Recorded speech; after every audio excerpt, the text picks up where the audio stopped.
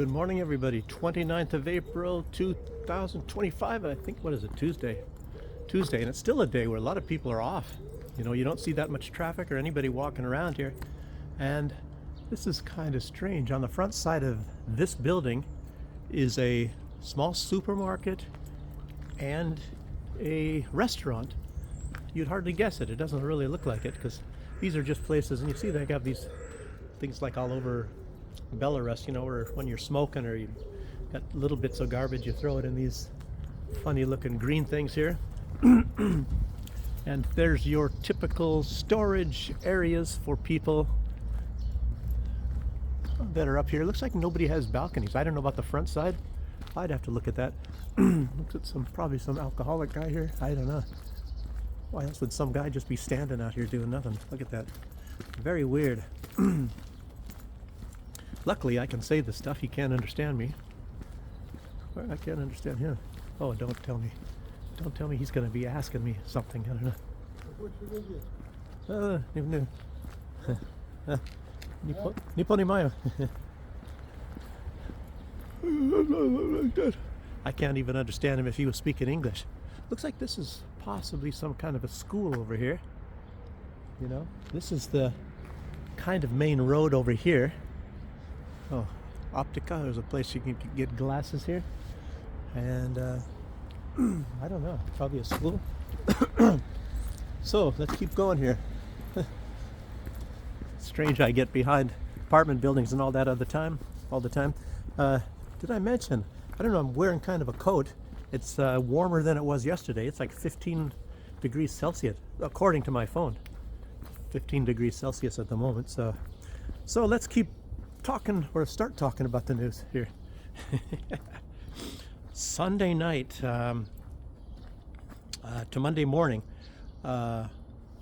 Trump had a really bad, caused a real, well, it's his deal. He killed a lot of people in Yemen with his bombings of Yemen, and who knows if he actually even knows what he's bombing. I don't know. Makes you wonder. They look at satellite photos and they see people going in and out of buildings or something. I don't know. And then they sit there and say, that must be such and such a type of building. So they go ahead and they bomb it. And you know, there's been a lot of mistakes when they do that. Well, supposed to be mistakes. I don't know. Look at this, a brick building, storage building. Looks much nicer than the other ones, but yeah, anyway, these bombings, and he killed, what did he kill? Over 70 people. And of course, some are still going to be ending up dying from their wounds. You know, that's always the case. Whenever you put out how many people died, it's died at that moment. And of course, all of these were innocent people, all of them. And it was a refugee center for African refugees in migrants or whatever. I believe they're like a detainment center. And lots of children. And you know, Trump, the guy that says he wants to stop the killing, is actually a big killer himself. I hate to say that. You know, you never know what to say about Trump, you know. Sometimes you like some of the things he does and maybe some of the things he says, but in practice, he does a huge amount of nasty things. So, and I can, you know, it's going to sound like I'm anti-Trump in this video because there's going to be a lot of other things I'll be talking about. Nice color on this yellow mixed with the green, very unique green. Spring is really nice, even if today it's not quite so bright and sunny as it was other times. I'm going a different way and I probably won't be able to see any kind of sunrises or anything, unfortunately. Everywhere in Belarus you've got children's playgrounds everywhere. And I suppose it's maybe for people that have children living in this building, I would guess. Well, for the most part, you know, any children coming around can go ahead and play in here. It's not like there's any restrictions in Belarus like that. Like there's no private playgrounds as far as I know here. So anyway, killed a lot of people. Trump wants to stop the killing. Oh man, I can't get out this way. I gotta go back. Looks like this is all blocked off. There's a gate over there to go off onto that street, but I got to go all the way around. But a lot of these people, like you look at Benjamin Netanyahu, he never has any regrets whatsoever about killing people. I don't think he ever has. I mean, if you can go back to the 1980s, and I think back in those days he used to be against, having Jews or Israelis being killed, but he had nothing whatsoever against killing anybody else. These leaders, a lot of them, they put on this act like when certain people get killed, and it's based on politics. It's not based on people. If it happens to be a friendly nation and some people get killed, then they put on their little act and they act so sad.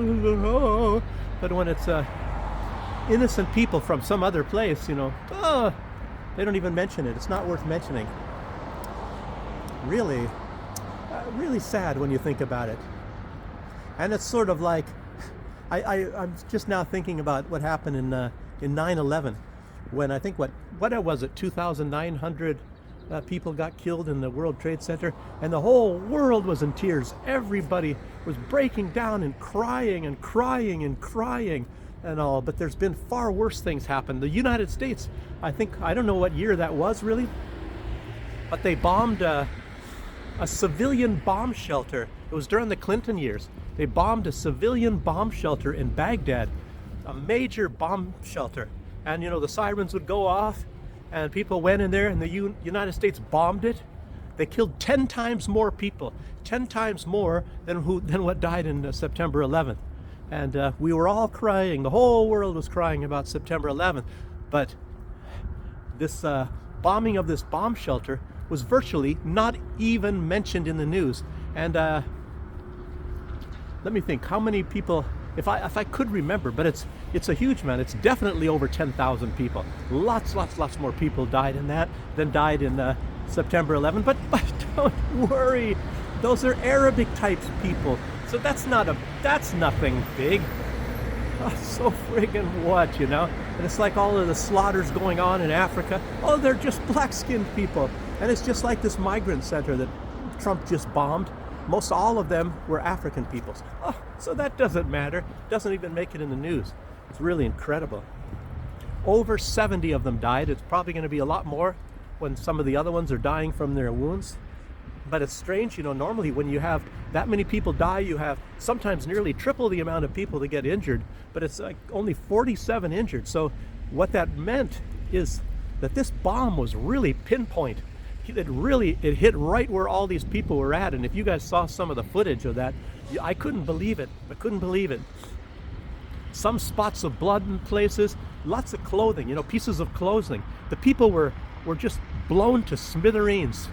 So he hit directly in this African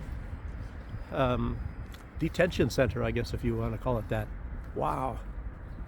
But he wants to stop the killing. Well, those are just black people. Anyway. And I have a lot more to say about Trump as it goes on. But if you look at, like I said, Israel and Ukraine, they're very similar. Let's see, what was I going to say? They're drafting people now. There's a lot of stuff going on about Ukraine, and they need a lot more bodies. As Sirski said, he needs 30,000 people every month.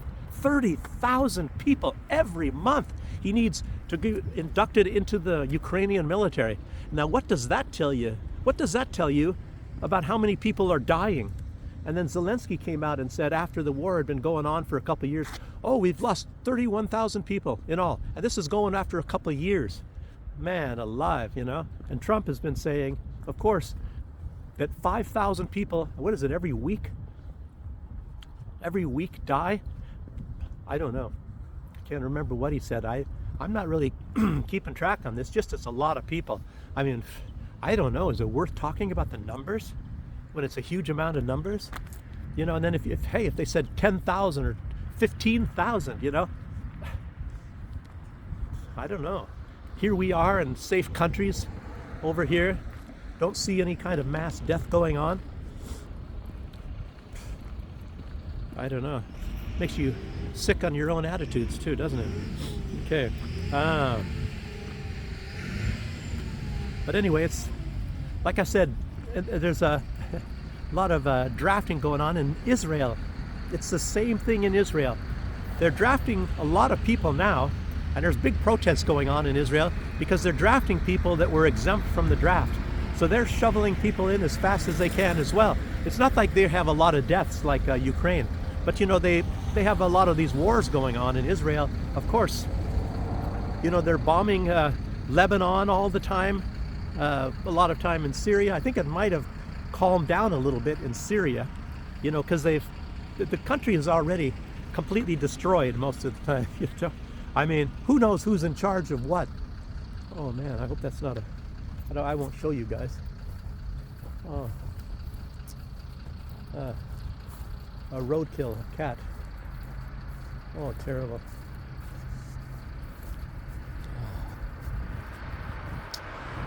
Terrible, terrible, terrible. I don't want to show you guys. A black cat, a roadkill.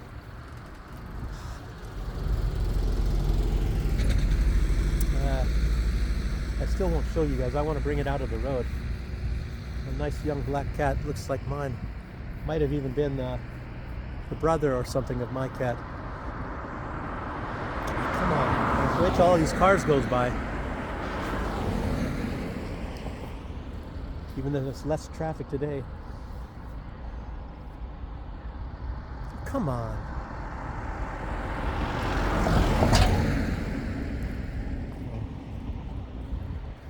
Oh, terrible.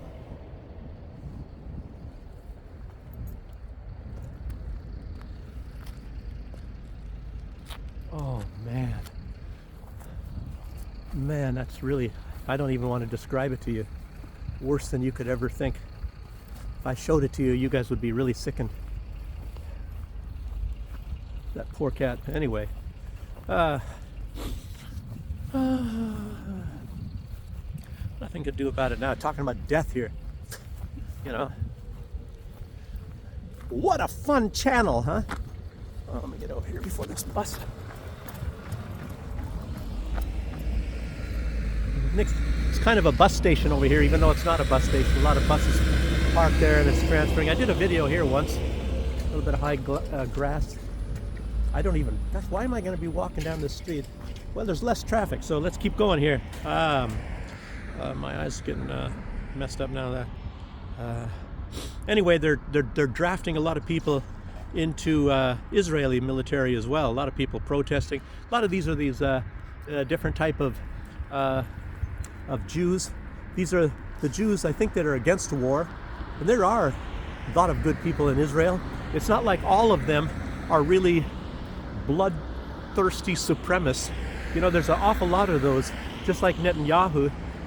And it's very sad. These people, it's just like I said, they're brothers. It makes you wonder when these people are going to join together.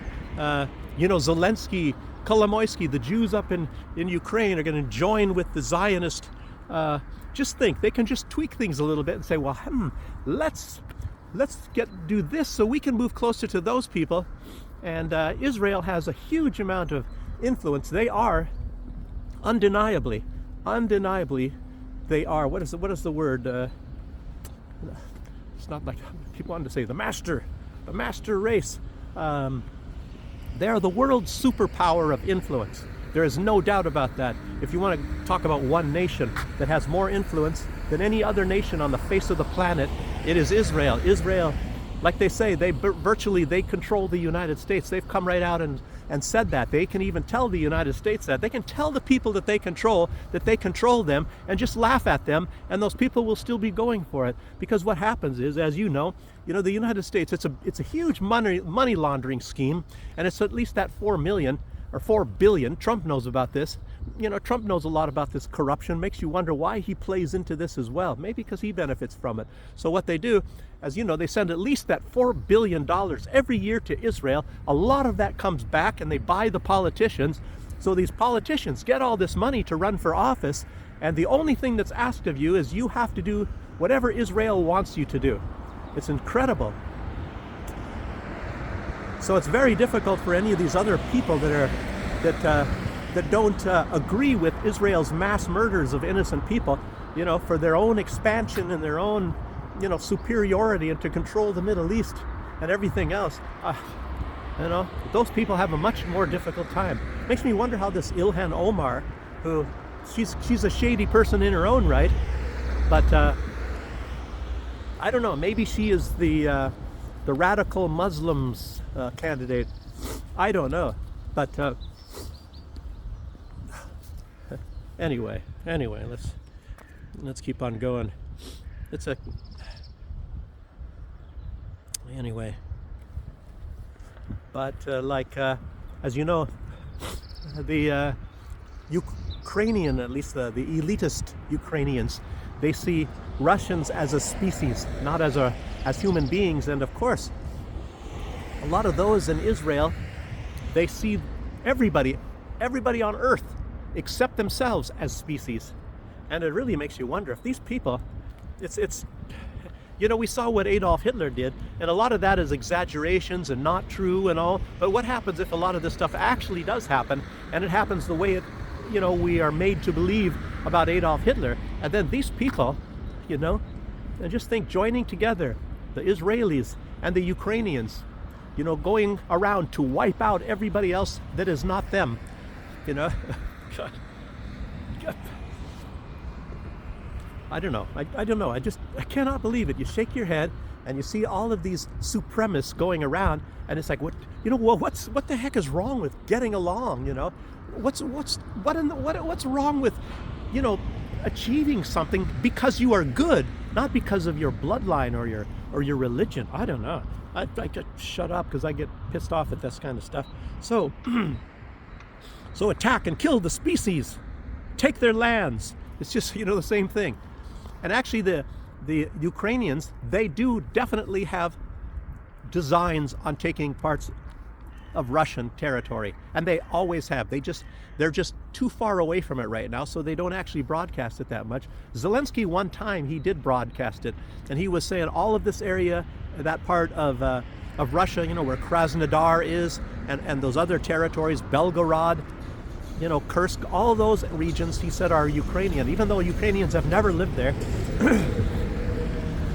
As a matter of fact, if you want to talk about real Ukrainians, they've never lived in the Donbass either, except for during the time after Lenin gave it to Ukraine. It's the same thing as Crimea, same thing as Odessa or Nikolaev or even Kharkiv area. None of that was ever Ukrainian. Never in history, never in world history was that ever Ukrainian until it was gifted to them by these leaders of the Soviet Union, that Ukraine says they were so mean to us. They gave us everything. They built factories here, and they know we owe everything to them. But no, they're bad to us. I mean, come on, you know, it's incredible.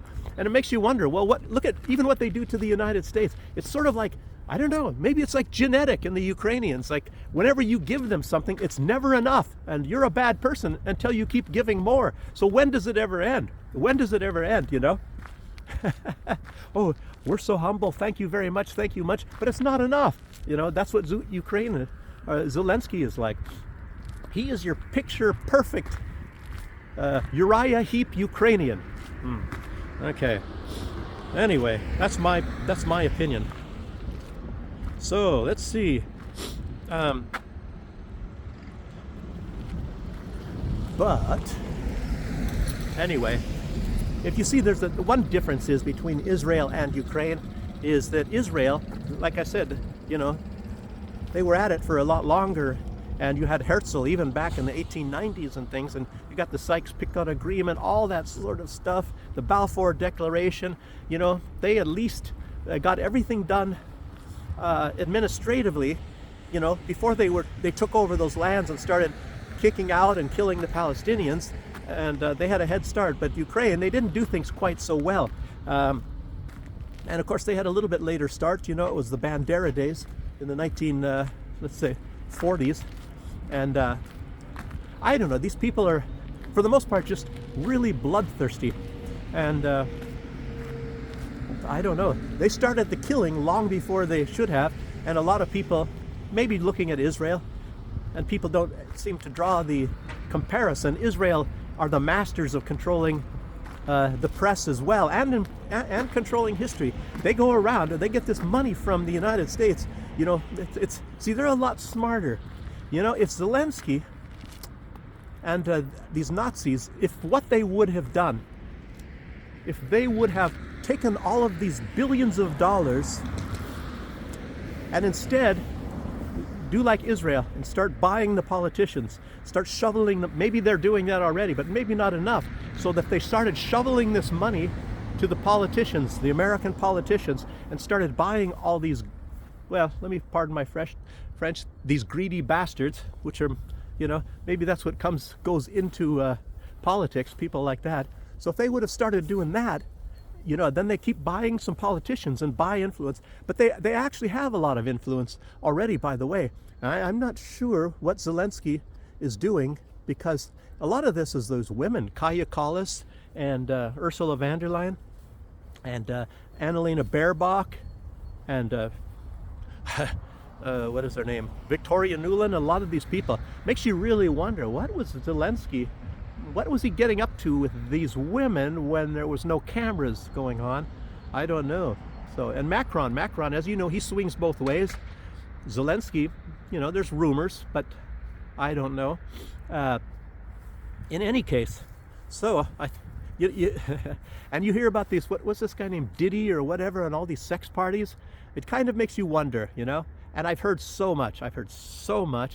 There's a lot of this stuff going on. If you read By Way of Deception, which is a Israeli Mossad agent who they were going to try to kill him. They tried to pin on him certain things, and of course he got out in time. He was talking about how the Mossad was trying to kill Yasser Arafat many times, and Yasser Arafat had these, like, well, he used to be, you know, one of the, you know, the leader of the Palestinian people back in those days.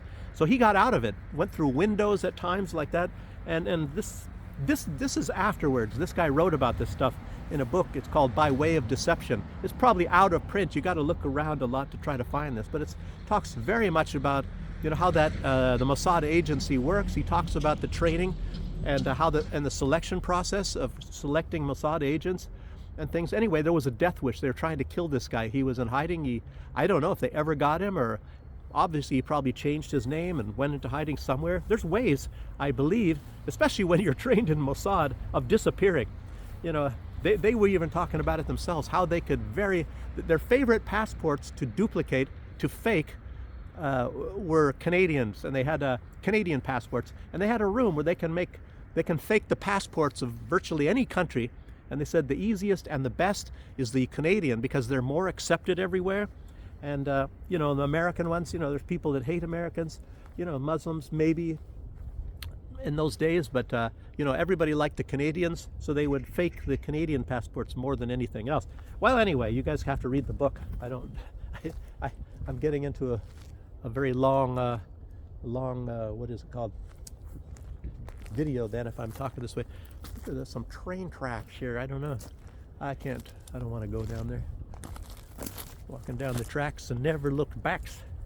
Polyandro steal like a man. Woo-wee. Oh, there's some police over there. Huh. I better get back onto the road. I don't know. Otherwise, I might run into some police place that I'm not supposed to be running into. I think there's a big police academy training area right near here. I shouldn't say that. You never know if Ukraine wants to send some bombs or something, you know. A lot of things I don't like to say, and I avoid. There's things I know and I've seen and whatever, and I don't want to even talk about it, and because I might get into trouble. And what I didn't say on any of these videos, once I was some area and I was filming, and the certain people called me in. They were talking to me, and I was in public area, and they were just asking me what I was doing there with the camera or whatever. And it makes you really even wonder, how did they know that it was me? But anyway, I guess it was some very sensitive area. It wasn't even really military, but anyway, they shouldn't have done that, you know. But one guy was saying, oh, it's not that area, it's some other area. Maybe it's always trying to deflect it. But I don't know. I shouldn't even talk about this. The Ukrainians might kidnap me and say, well, which area is that? So we can bomb that area when it comes time. So anyway, keep going here, Dookie boy. Okay, since this Kursk offensive started. I guess this is just the Kursk. Yeah, this is just that the Kursk offensive, I believe. Let me just read this, because maybe I said it a little bit later. So far, Ukraine has killed 6,715 Russian civilians since the conflict began, including 218 children. And says this does not include the 14,000 civilians that Ukraine killed before the conflict actually began. So, you know, these are very nice guys, as you see. And of course, as you see, one of the main places that the Ukrainians love to attack are the civilians, you know, more so than anything else, more than even the military. They know they cannot beat Russia militarily, so I guess it's a psychological thing. That's why they're killing civilians, to, you know, get, you know, the people pissed off, which is not really working. The Russians are a much different people than a lot of places. They know that their whole society is part of this. A lot of them know about the history of World War II, and that the Nazis, what they were doing, and as I said, they were slaughtering Belarusians left and right, all over villages and massacring everybody in the villages. And even though the West has used huge amounts of propaganda to kind of wipe that out of the minds of the Belarusian people, a lot of them still know that, you know, that the Nazis were you know, mostly Ukrainian. The Ukrainians were, as I've said, they're the ones that were doing all of the bloodshed. You know, it's kind of directed by the German higher staff, and the Ukrainians were, you know, ready and willing and actually practically begging to do all the killing. They loved the blood. It's incredible. I'm talking about the Ukrainian Banderate type people.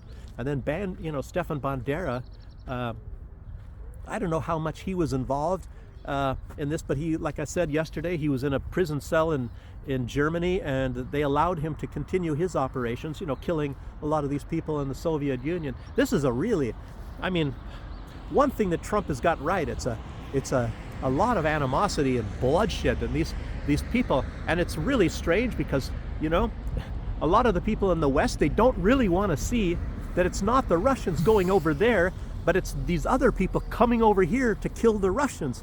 And it's like, and then Russia has to sometimes go back over there, like they did when they went to Berlin and defeat the Nazis. And it really makes you wonder if they're going to actually start looking at this stuff, what's going on right now, and say, well, gosh, you know, the West, you know, and I mean the West. I mean, like we're talking about, like the Baltic states, a lot of them in Poland and Finland. These people were all on the side of the Nazis at those days, and yeah, they wanted to, you know, to defeat the Russians. And it's like, well, what did Russia ever do to them? I mean, it's like, what is it? Well, they have resources, and we have to get them. We have to control them. We have to make them slaves. And that's a lot of Russians actually understand that. And it sounds like it's really, this sounds like it's really exaggerated, but it's the truth. It's like, what the heck? These people really think that. They have people like that over there. Wow.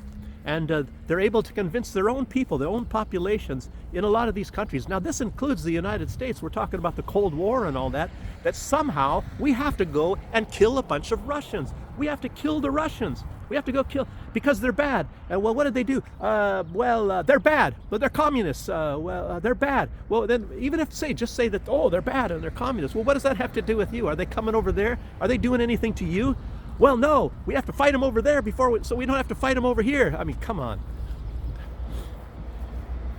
And it's still going on today. It's look at Israel. Look at Israel. They're going around bombing everybody. Even these countries that say they were willing to live in peace with Israel just stop this stuff, including the Palestinians. You know, but I'll tell you what, one of the main things that the Israelis don't like, and it's not really talked about that much, is they don't like, this is strange, they don't like the fact that Palestinians breed a lot. There's a lot of children. They have lots of children. That's how they're able to kill tens of thousands of children, is because they have a lot of children. And some of them, I have to admit this, a lot of these people, some in Palestine, they said that they're going to breed the Israelis into a minority. Some of them do say that, but you know, the fact is they just have a lot of children, and a lot of them, they don't want any animosity with Israel. They want to live in peace. And well, Israel, I don't know, I guess they see that as an attack. an invasion from the woman's womb. These people are invading from the woman's womb as babies. So we've got to kill all the babies. Sick stuff. Anyway, very weird things talking about today. Okay. So I said 600, and let's see, that doesn't count the 14,000, wait a minute, 218,000, okay, there was 14,000, you know, of course, in the Donbass area, killed before the conflict. But there are, I guess, and I think this talks about the people since the conflict began. It's 14,290 wounded. And a lot of these people, you know, lost their legs and their arms, their vision, they can't see anymore. I mean, a lot of these people are really suffering. And in the first 3 months, get this, in the first 3 months of 2025, January, February, March, Ukraine fired 22,000 artillery shells. That does not count the drones. And they probably fired off more drones, if you call it fired off. They sent more drones than they did artillery. So Ukraine is behind Russia in artillery. However, you know, it's like they're getting a lot of artillery. And I mentioned already that, you know, like the United States sometimes, you know, except for maybe during this time when they started sending a lot to Israel, the United States sends a lot of artillery to the Ukraine, and Germany just sent huge loads of artillery shells. These are not even the drones, and they're getting thousands and thousands and thousands of drones.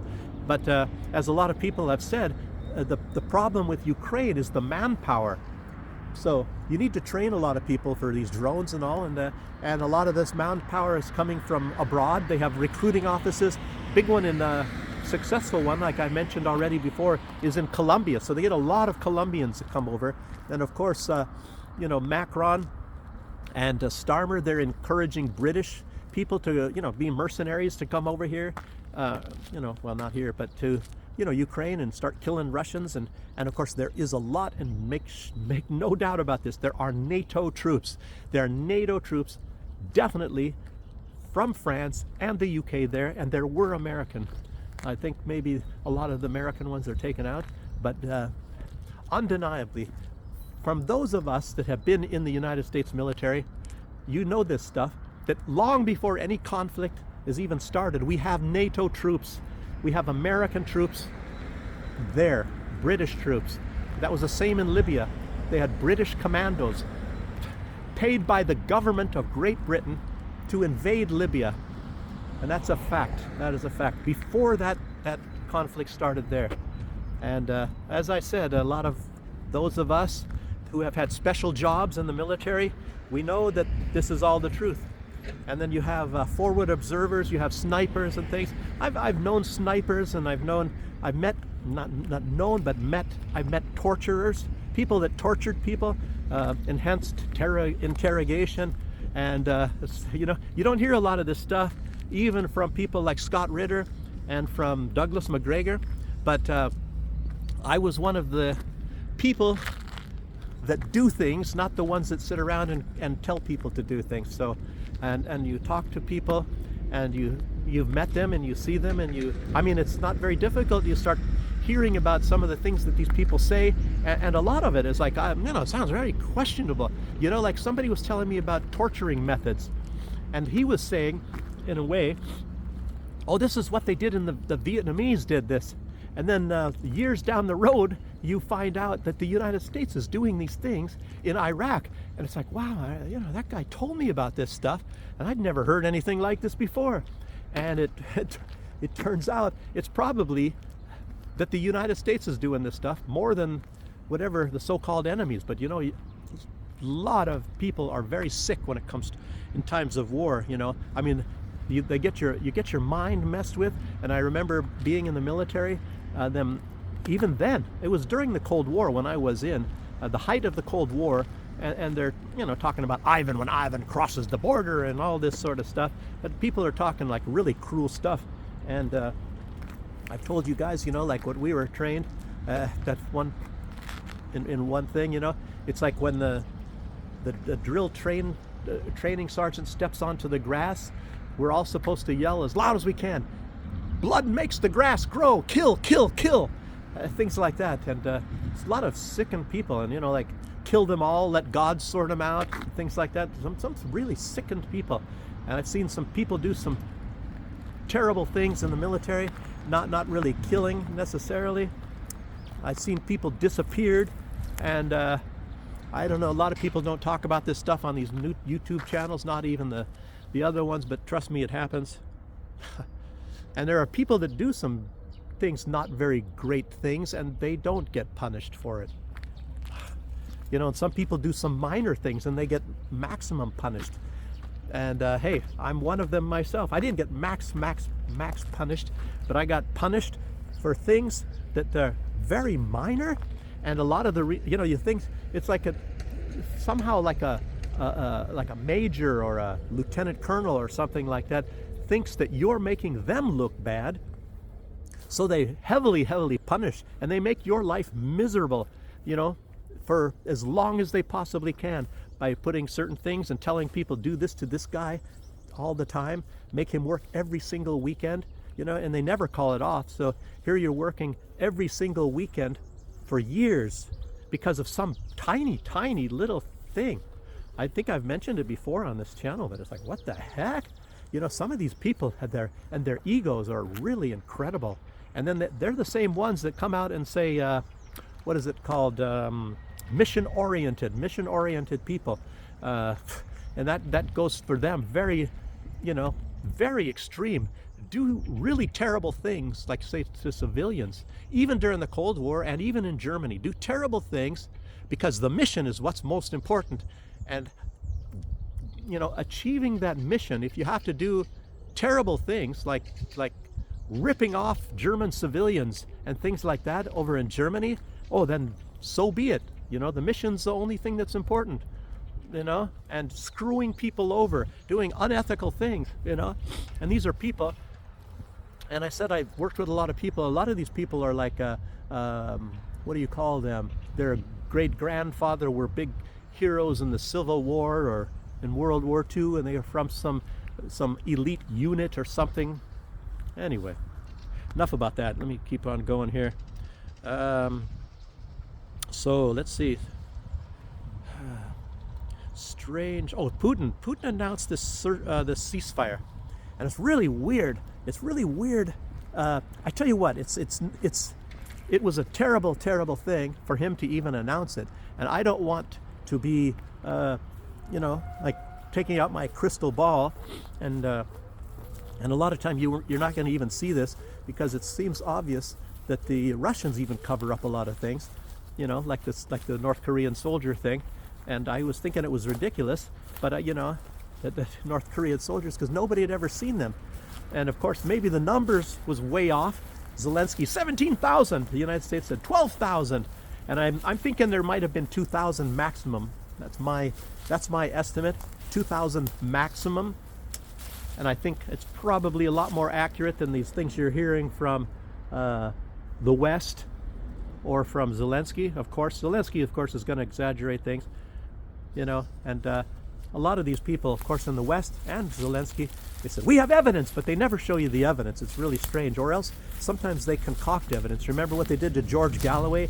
They signed some sort of things that said he was a business partner of Saddam Hussein, and they put it in front of him, and they called him in front of the Senate. They didn't think that George Galloway would show up, so he went. He went to a congressional hearing, trying to make him out to be some sort of an agent of Saddam Hussein during those times, and they put these things in front of him, and he looks at it and says, I'd never heard of this, And they made up fake companies and all sorts of things. I think they faked his signature, all sorts of things, in order to pin him down. I mean, and this is the United States Senate. These are supposed to be, their nice suits and their haircuts. These people, they would never cheat. Oh, gee, perish the thought. It's incredible. It's incredible. These people, and trust me, I've seen it even myself. They will cheat, to burn. Well, we call it burn. To burn people. They don't like somebody, so they go into this exaggeration mode, and maybe the dislike of somebody is justified, but they make up crap, and yeah, just to manipulate this stuff in order to burn somebody, to put them into serious troubles. I've had soldiers, even my soldiers, that would go to prison for doing some terrible things. Back then, I was in, like I said, I was Army Intelligence in 8th Infantry Division and all that sort of thing. And we were sort of like what you'd say the front line of the Cold War during the height of the Cold War. And we were the cannon fodder, so to speak. And it's a place called Wildflecken. Wildflecken. Even the Germans in World War II hated to be there. But some soldiers, if they come down on orders to go to Wildflecken, it's even happened that some have committed suicide because they didn't want to go there. They called it the Rock. And anyway, I was stationed there. But anyway, yeah, there's some rough duty there. And a lot of people know about that. And then some people like Grafenwehr or something like that. And those are the good places. Hohenfels. They had exercises there. But the worst place to go, I guess, was Wildflecken. Wild flecks. Wild spots is what it was called. So let me keep going. I'm going into my nostalgia here. So let's talk about some of this news here. Some of you guys like this stuff, so I don't feel bad about going off into tangents and stuff.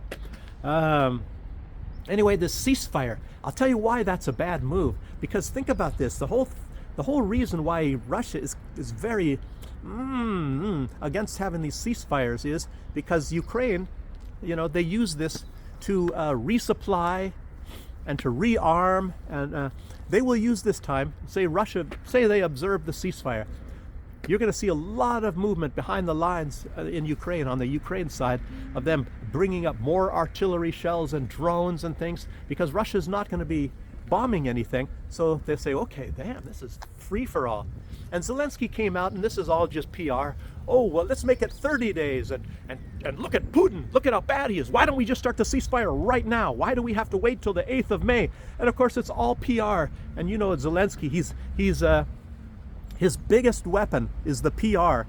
He comes up with this PR crap all of the time, trying to make it look like he is a very nice guy and he's for peace, and the bad, evil Russians, But obviously, he's not going to mention the fact that they used the Minsk Accords. Listen, remember the Minsk Accords? And it was even admitted by Francois Hollande, the leader of France at the time, Angela Merkel, the leader of Germany, as well as Petro Poroshenko, who was the president of Ukraine at the time.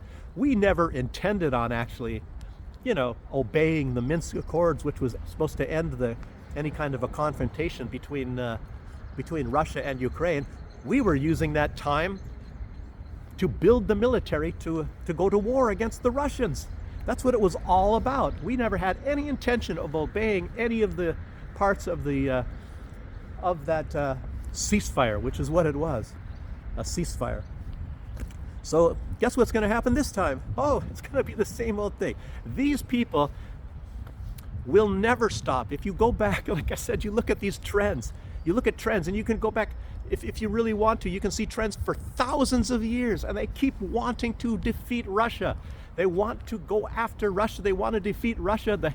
You can say, you can go back to the founding fathers of the Hate Russia Club, and literally, I think that is, you can go back to the beginning of the first Holy Roman Empire, and I think it was like at that time was the leader Lotharian, and he's setting up all of these marks, these military bases along the eastern part of what then was sort of a Europe.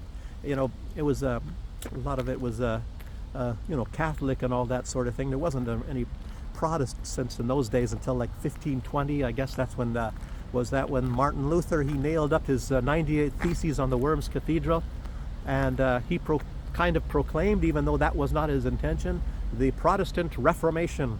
So the Calvinists and all that sort of a deal. And so anyway, but it was, I think you can go, it was in the 1100s, and I mentioned before, I guess in the Nordmark, even though I think there was a base even further north than the North March. I think it was the first, he was a knight from the Crusades, as German, Saxon-Anhalt, I believe, is where he's from. around the area of Zeitz in the eastern Germany. It's not so far from Leipzig and all. But anyway, he was the first commander. He was sent over there in charge of what is now Kaliningrad. So, and that was the Northern March. And his job was to keep the Slavic peoples out of Europe. So anyway, that's part of the beginning of all that sort of thing. Interesting stuff in history. That was my stuff that I forgot more than most people know. So anyhow, let's see. Anyway, the ceasefire. That's all gained, and Macron and Starmer have both admitted it. That the whole thing, because what they said, they came out and said it. We have to.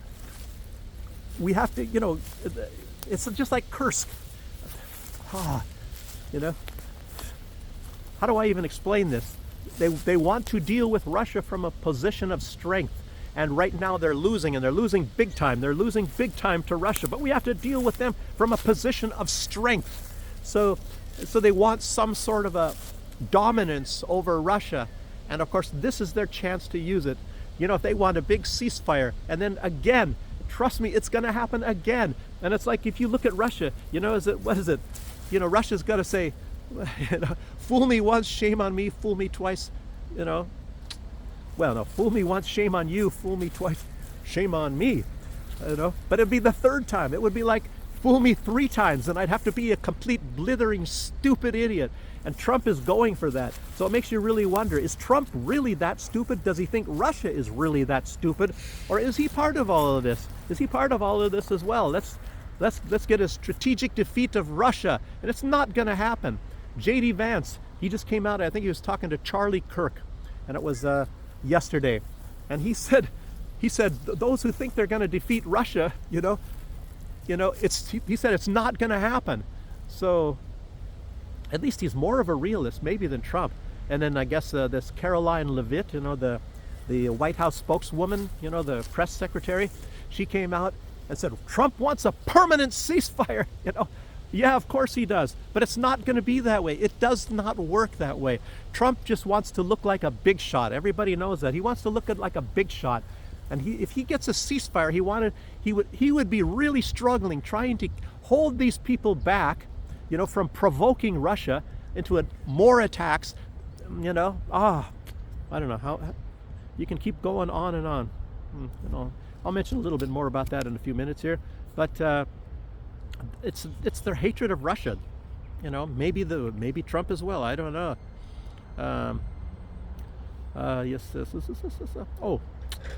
But anyway, the one it's kind of, to be honest with you, I think it's kind of, I don't want to call Putin stupid because he's not stupid, but I think it's very naive of him to in advance call for a ceasefire for like this May 8th and May 9th, because right now Ukraine is saying, okay, we'll stop, let's just hold things off a little bit now and let's wait for those days, and then we're going to send massive supplies to our soldiers all on the front line. Let's hold it all off. Russia's not going to be firing, so let's get all the trucks loaded up, and we're going to send this during the May 9th celebrations. And one thing, of course, as you know, Zelensky, he's one of the ones that are like actually pushing this. Well, look at all these buses here. I guess there are not as many running today. Maybe they're, because it's in effect, like I said, it's kind of a holiday. But like he's trying to create or make this other holiday very big, and it's not another holiday. It's not a different day. It's the same day. It's May 9th, but he's calling Europe Day, and there actually was kind of a Europe Day. The first Europe Day was actually, and it was established, I think, in 1949. It's supposed to be May 5th, so that's going to be very soon here, and but it was never a big. It's like. What do you call it? Like Cat's Day or something like that. Some day, oh, okay, that 99% of the people really don't know about. It's not a holiday or nothing like that. But it was, what was it called? The European Community. Let's see. Back in 1945, I think it was the European Commission. And believe it or not, the people that established this, these are Nazis. It's very weird. I guess you look at and they were actually big in the Nazi party. And then they put them in charge of establishing a European government. It's absolutely incredible. And this is honest to God facts.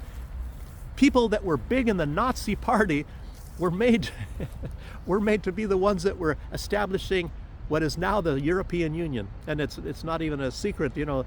I think it was Ursula von der Leyen, her, and Kaja Kallas, or whatever. A lot of these people, they had Nazi ancestors. But anyway, okay.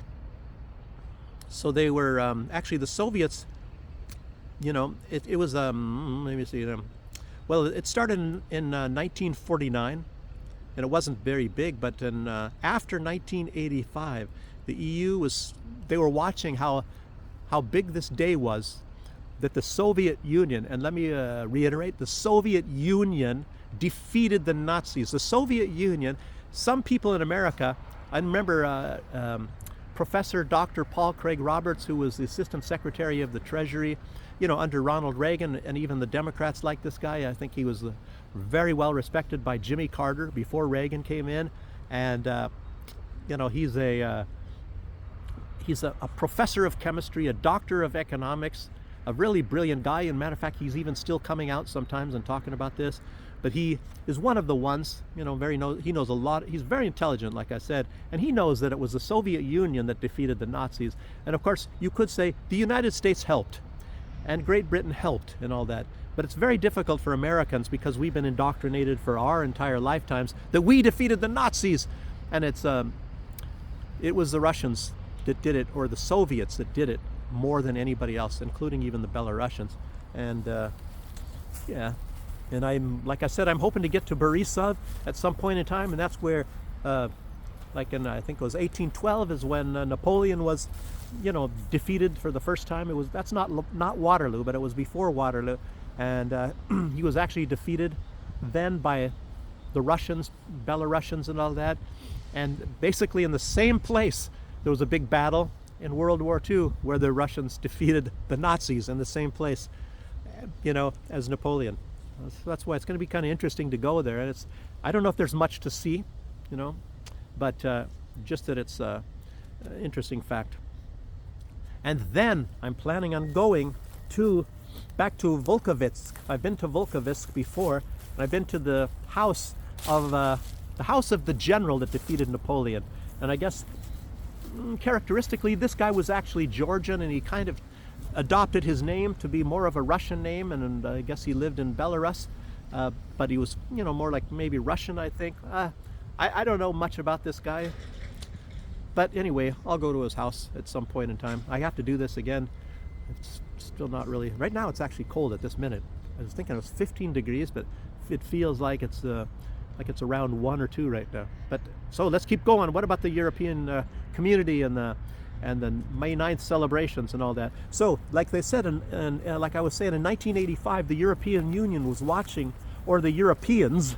There was a European community at that time. It was called the yeah. As a matter of fact, they were even trying to come out with a currency at that time called, not the euro, but it was called the EQ. So let me just keep going. I even have a coin like that at home. If I find it, I'll show it one day. Take a photo at least, maybe, and put it on this when my house gets a little bit more renovated. Okay. So they're trying to actually steal the limelight away from the Russians, and a lot of these people, of course, like I said, a lot of these countries like Finland and even Italy back in those days, and a lot of Polish and the Baltic countries, they were on the side of the Nazis, to include even, obviously, the western side of Ukraine. They were all pro-Nazis, and like I said, the ones that were put in charge of the European community at that time, or whatever, they were friggin' Nazis. So obviously they hate this. They hate the fact that Russia can celebrate their defeat of the Nazis. So now they're trying to steal the show, and they're coming up with their own holiday, also on the same day, trying to draw attention away from the Russians and these parades and things like that. They absolutely hate it. They hate this. They hate it. They hate it. It is one of the most hated days of the Europeans, the EU, and Great Britain in particular, because they really hate the fact that Russia can celebrate the defeat of the Nazis. They hate it. They hate it. They hate it. And you guys, since I'm saying this to you now, you can start looking for the signs. You'll see it yourself. And of course, like the European Union, Ursula von der Leyen said she's going to punish, there's going to be a punishment for any leader from the European Union, because that's her jurisdiction, that goes to Russia to observe the defeat of the Nazis. So in other words, they hate the fact of anybody recognizing the defeat of the Nazis. Does that sound kind of strange to you? So Robert Fico, like I said, he's one of my favorite leaders. Robert Fico from Slovakia. Too bad it's not a really prominent country at all. But this guy is great. He has the right views on the COVID vaccines. He has the right views on what's going on in Ukraine and all that. As soon as he became the leader of Slovakia, he stopped sending all these, his country was sending weapons to the Ukraine. And he's not even really pro-Russian. He's not. He is pro-Slovakian, he is pro-peace, and he's got his head straight on his shoulders. So Robert Fico, he's the guy they tried to kill. I think they put 8 bullets into him. He barely lived.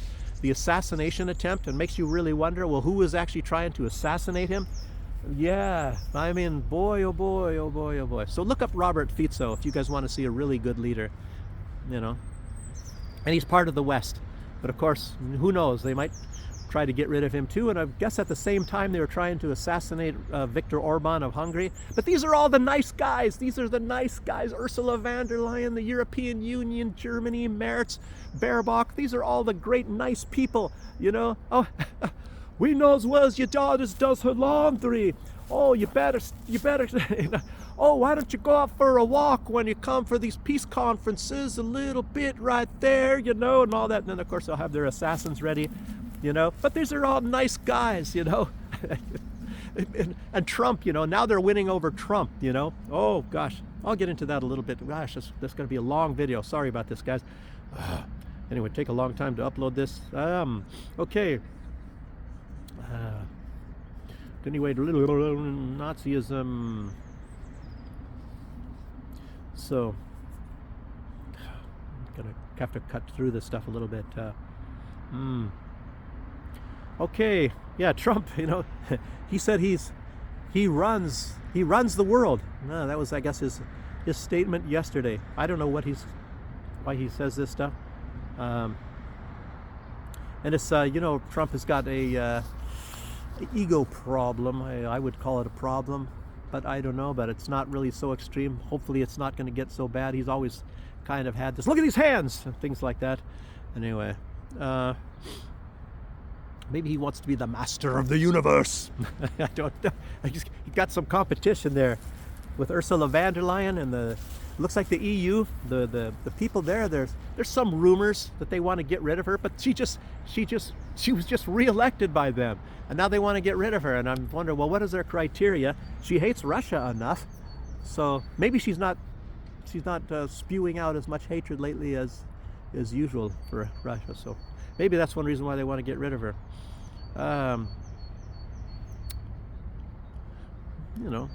Biden thought he was powerful too. He didn't get a second term. But Ursula von der Leyen did. Trump's not getting a second term. I don't know. I guess like I said, the criteria, you got to hate Russia. You may get elected to a second term. But Trump is moving in that direction. I was mentioning also about, them recruiting a lot of people, like the Israelis trying to recruit more people, Ukrainians trying to recruit more people. And, they're talking now about Ukraine wanting to put, women and teens, but teens anyway. Teens, they're trying to say 19 years old, but they've had people that are even definitely in Ukraine, probably even younger than 17. And in the United States, I've met soldiers, and it's actually part of the criteria is you have to be 18 years old. But I've met some 17-year-old people in the United States military. And it's another thing, like going to prison. To go to a prison, to a man's prison, you have to be, I think, at least 18. I don't know. I think it was 18. I worked in a prison for a while too, but there was a guy in there. He was 17 years old, because of some of the things he did. they decided to try him as a man. So it's like, oh, they have these laws, but they have maybe like some sort of a ways to go around the laws. So, but this guy that I talked about in this prison, and there's some guys did some really terrible stuff. I don't know. This is like a death video I'm talking. I'm telling you guys, I'm giving you guys a death video today. But this guy, I guess when he was a young boy, he was killing cows and stuff. He would kill cows. It's like he liked to see them die or something like that. They didn't think of anything. Maybe he went to juvie center or something at that time anyway. But there was another guy that was in prison also, believe it or not, in the same unit, but in the same B unit, but he was in a different pod. So these people, they could communicate with each other on rare occasions, but anyway, they didn't, and except for maybe through windows and glass. And they do have sign languages for that in the prisons. People, the inmates do use sign languages so they can sign, and there's all kinds of stuff about prisons, really weird stuff anyway. But anyway, this other guy, he was in the same friggin' unit over on the other side. He was older. This guy, I don't know, he's like 5 years older, but they wanted to get the car keys. This guy talked to this young guy to get the car keys from his mother, and the mother wouldn't give the car keys to this older guy, to drive wherever the heck they were going to drive to. I have no idea, but anyway, didn't get the car keys, so they killed the mother. They killed the mother to get the car keys to go driving around. The other guy was legal to drive, and I guess, but I don't know. I guess maybe that was one thing that made them decide that they're going to put him in a man's prison. So just telling you guys this stuff. How the world works here. But anyway, Ukraine, there are young kids there anyway. There always have been young kids. Trust me. You've even seen it. You've heard about it. I think in Ukraine, even 17, and there is probably no restriction. They put them in there, but they act like, oh no, they're looking at putting the people as young as 19 years old. Remember, there's even a song in the United States. The average age of the combat soldier that died in Vietnam was 19.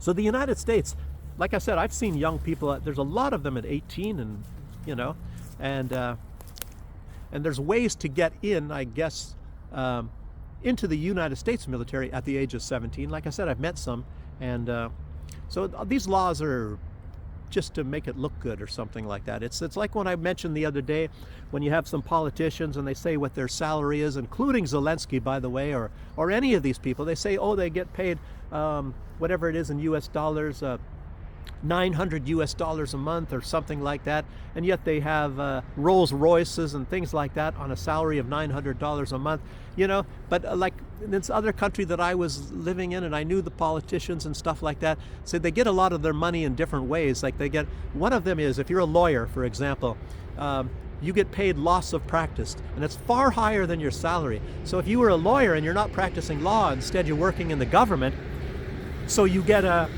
this bonus or something every month for, just say if it's in US dollars or whatever. So you get thousands, it's far higher than your salary. And then again, when you go traveling, you get something called per diem, and they give you a certain amount of money per day, per diem, I guess, and then you get your hotel expenses and all that stuff paid for. So you get a huge amount of money that way. So they get vastly more money in those other ways than their salary is. So in other words, when somebody in the opposition starts saying, oh, look they get so much money and they get all this sort of stuff like that, and then the person can say, no, I don't, look at this. Here's the statements. Here's my check stubs. I'll publish them in the local newspapers and show you what I get paid. Ha ha ha. Oh, see, I don't get paid that much money, so this is just a bunch of lies by the opposition. And of course, it's not. And even in this country that I was talking about, they have some people like the ambassadors or consulates or something like that from Germany and from France, and a lot of them have to work because they don't necessarily get a lot of money from doing their consular activities, even though they're the head of the consulate and things like that. And I'm even talking about Germany. There's a doctor. He's the head of the consulate in Germany, which they don't even really have an office. It's at his home, by the way. You go to his home, and I've done it. I went there myself. But he doesn't practice medicine because his hands are all shaky, but he teaches in a college or something there, in a medical school in that country. But the majority of his money comes from actually working there. But the country that he was in, They have a consulate in New York, for example, and they get chauffeured limousines. A poor country, a poor developing country, and their diplomats get chauffeured limousines in New York and apartments in New York. Do you think that's cheap? You know, so it's a lot of, I would call, man, I tell you what, it's just, I don't know, forget it. You guys get my point. You know, you see how some call it corruption. It's stealing money from poor people, you know, for these luxury positions. But let's keep going here. Okay, Putin's aide, Nikolai Petrushev, very smart guy, you never know if Putin has ever left, even though this guy's maybe Putin's age as well. He could be a replacement for Putin. You know, probably be Medvedev if it ever comes about, but I'm just saying it's always possible. Okay, he came out and he said the West, this very simply is, he put this very simply, and you guys know this stuff, but I'm just saying how he put this is actually very, very interesting. He said, the West risks nuclear apocalypse by, and this is the important words, embracing neo-Nazis in order to maintain dominance. So there's a lot of meaning put right into that. Embracing neo-Nazis to maintain their dominance. How true that is. Things I've been saying, a lot of people talk about that, and it's in a nutshell. The United States, including the United States, maybe even Donald Trump, Biden definitely, the European Union, Germany, they embrace the Nazis to maintain their dominance. That's incredible. That's absolutely incredibly true. Very simply said. J.D. Vance, on the other hand, well, anyway, let me just say that some of these people in the West, that's probably one reason why they're Nazis themselves. But J.D. Vance, on the other side, he came out and said something kind of like the opposite. He said that peace is not 100% certain, and of course it's not. Anyway, but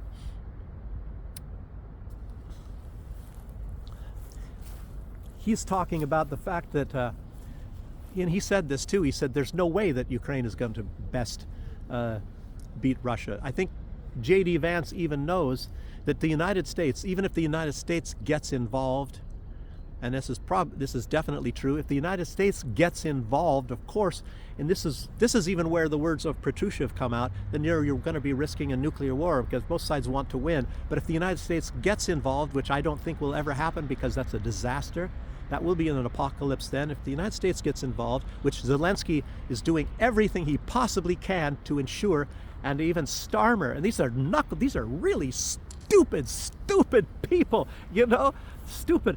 I don't even want to get into it. It's just so stupid. They want the United States to join in, which in a sense they already were covertly under Biden and maybe still even in Trump. And they're going against Russia, but they want them to be actively involved, openly. Anyway, so, but even if the United States is involved in this hemisphere over here, they cannot defeat the Russians. And of course, it will. If there is a real fight like that, it's eventually going to be a nuclear war. So Trump is not real. He's not stupid. Trump has even said that he is considering sending weapons, more weapons again to Ukraine. He said that, and a lot of people are, even the vloggers, strangely enough, are ignoring that fact. Trump he said it even kind of a second time. You can even see him in a video. He's talking out on the tarmac that he is thinking that he might have to send more weapons to Ukraine if things don't go the way he's saying. And it looks like a lot of time the Macron and, well, Macron, I'll say something about Macron too in a second here. Macron and Starmer, they've been trying to win over Trump, you know. They want this war, Well, they want the war, and they want to defeat Russia, of course. The one reason why they want the war is because they want that money flowing. Zelensky wants that money to keep going. He doesn't ever want it to end. Netanyahu, as they say, he does not want that war to end. You can remember Julian Assange. He said the whole idea is the wars. The wars, that is the goal. The goal is not winning a war. The war is the war is the goal itself, to keep the wars going. The money flows. People are making money hand and fist, you know. And they're willing to risk a nuclear war. They probably think that nobody's stupid enough to be launching. And they know Putin has said he's never going to launch a nuclear war unless somebody attacks Russia. So they're risking this. They said, well, let's just keep on going. And now there's even some talk. And of course, I was talking about this already before. And there's a chance. There is a very big chance of this. That they want, as you know, to turn the Baltic Sea into a NATO lake. And they're making moves towards this. They're taking these islands that belong to Sweden and things that they're sworn to neutrality, to not ever to be militarized, and they're putting military there. And it's just like Finland. Finland was sworn to neutrality, and Finland is now they're big anti-Russian, and they're they've already had a big military, but now actually Finland belonged to Russia. Russia gave Finland their sovereignty in contingence to the fact that these people will stay neutral. And now they're not neutral anymore. Now they join NATO. So technically speaking, legally, Russia can just bomb Finland to smithereens because they've disobeyed their agreement. So legally, gosh, incredible. So in other words, there is no such thing as legality anymore, and the West does anything it wants to do with anybody they want to do. I don't know. There's no rules. There is no rules. I already mentioned Trump about Carolyn Levitt saying that Trump wants a permanent ceasefire. This is just as much as saying we want to delay the war and make it much bigger in the future as long as it doesn't happen during my time because I want to be the peace president. She even said that in the same conference. He wants a permanent ceasefire. He's the peace president. He always, blah, blah, blah. So it'll be a peace, and just say, well, he may as well just say, well, let's call a ceasefire now, and then load Ukraine up with weapons and get Minsk 3 again. Boy, oh boy. I'm in Minsk right now, by the way. So Macron, he came out and he said that he believes he has convinced Trump into putting more sanctions onto Russia. Trump just signed something, what was it, a couple of weeks to extend the sanctions for another year against Russia. So whenever, a lot of people are saying, oh, he favors Russia. And Trump says, well, I don't have favorites. Well, he certainly does have favorites, but it's not Russia. It's Ukraine. So what has he done to Ukraine? Has he put any sanctions on Ukraine? No. The weapons are still going to Ukraine. The money is still going to Ukraine. It's all talk. Everything that he's favors Russia is nothing but talk, and there's not been any substance. Nothing has been signed. Nothing has happened whatsoever. The only thing is, you look at verbally, it looks like maybe they're reestablishing relations, and of course that means nothing whatsoever. I don't know. Maybe it's a bunch of tricky stuff by Trump. Maybe he's still, I don't know. He's the one that put the sanctions on Russia in the first time. He's the first one to send the weapons to Ukraine. I sent javelins. Obama was only sending blankets, and I started sending the real weapons to Ukraine. So, I don't know, Trump. Maybe it's the art of the deal. I don't know. So, but anyway.